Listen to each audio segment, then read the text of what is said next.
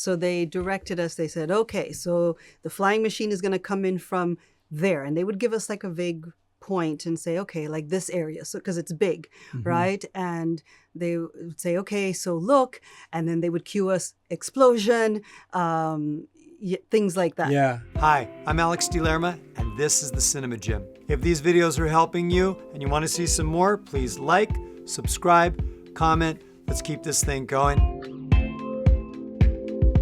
I am so happy you're back because I see you on television as well as in person. For anybody who is not aware of it, of course, Washington Black has been on Hulu, and Sundra Oakley has a character that people are loving. The topic is CGI acting, and that definitely has to be some kind of a challenge for actors the first time they experience it. So we're going to talk a little bit about that. So Washington Black takes place in a fantasy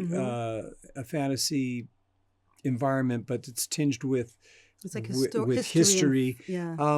And because there's fantasy in there, there's CGI with a flying machine and that's out in the ocean and all kinds of wonderful, and the ocean is even CGI. Yes. You never actually went on the ocean, right? Well, funny enough, I filmed over a course of months, and one of my first scenes, we did have me out on the ocean, but it was all what do you call it, drone footage. But when we did the bulk of the filming for the pirate world, that was all on a soundstage in Mexico City. Okay, so when you're on this soundstage in Mexico City, was this the first time that you had acted with CGI? Yes, it was actually. Did it annoy you that you're looking at a lot of green walls, or what was your first impression? No, it didn't annoy me. You just kind of knew this is what it was going to be. I mean, as actors, we have to tap into our imagination, right? Right. So, of course, it's better if you can see the land that you're about to dock at. That would make it so much easier for you to respond. But you just kind of know, okay, this is how it goes, There's a scene where Eddie comes onto the ship. He's in a flying machine. Oh, yeah. And this is long before the Wright brothers. Did they just have a spot in the air? Yes. Or did they have some kind of model that you could look at? Did they describe what the flying machine would look like? Yes. So they directed us. They said, okay, so the flying machine is going to come in from there. And they would give us like a vague point and say, okay, like this area. So, because it's big, right? And they would say, okay, so look, and then they would cue us explosion, things like that. Yeah, I think it could be difficult. You didn't seem to have any problem with it. I mean, it can be, because you do, I know I did, question myself and thinking, okay, am I wondering if you're doing enough? And let me add, for that particular scene, we had very real rain and wind. So there was a rain machine. There were these huge industrial fans that were probably like the size of a wall here. Right. And with and it was freezing.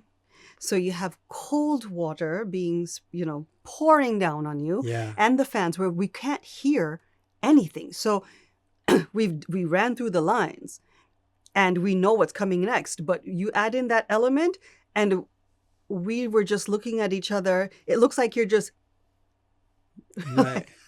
I think he's done speaking. I'm going to say my line. Right. And we just laughed after the first take because we said, well, that was interesting. So yeah, I thought, okay, am I doing enough? You're going to question sometimes whatever you're doing. I like the idea that they're creating a real in-camera effect, right? But it also is going to feed the actor in some way, because you're not dealing with elements from nature, but it's bring a little more realism to the situation for you. That definitely did. And so, again, this is where, as an actor, you tap into your imagination. When you were seeing I keep going back to the flying machine because I looked at that. That's where we're introduced. That must have been difficult. Did you, to prepare for that, did you plan in advance of different reactions you could do take to take, or what you were seeing? Did they show you a sketch, or did you make something up in your imagination? No, they, having read the script and seen the description of this flying machine, Okay. you kind of already, You get a sense of you what get it a is. sense. And so you're already tapped into that part of your imagination. And trust me, when we were freezing and cold, freezing it cold, and just, you're wearing wool trousers and leather and it's soaking wet, your senses get heightened, everything gets kind of intensified. So it was a nice little feed into that world for us. Great. It's about tapping into that imagination and really doing it where you can't fake it. And I think the thing with CGI, especially if you're doing anything that is, fantasy or such as Avatar, or even what we did with Washington Black, is that it forces you as an actor to really, which we should be doing anyway with any of our performances, but to really have to go to a place, because you're not relying on feedback from another person or what have you. Like, you have to keep that in mind, especially when your director has told you, okay, this is what we're going to do. It's an extra element added onto delivering your performance. You have to deliver a performance with something else in mind. Right. So you have to tap in, which is very different than when my scenes, like say with Eddie, when it's just the two of us. Right. I just thought of something. I'm going to wrap it up with one of the best examples of how an actor is helping put the finishing touches on the CGI. And that's the original 1978 Superman the movie with Christopher Reeve and Margot Kidder as Lois Lane, in which Richard Donner, the director, has said, that kid is the one that did it. Christopher Reeve sold it.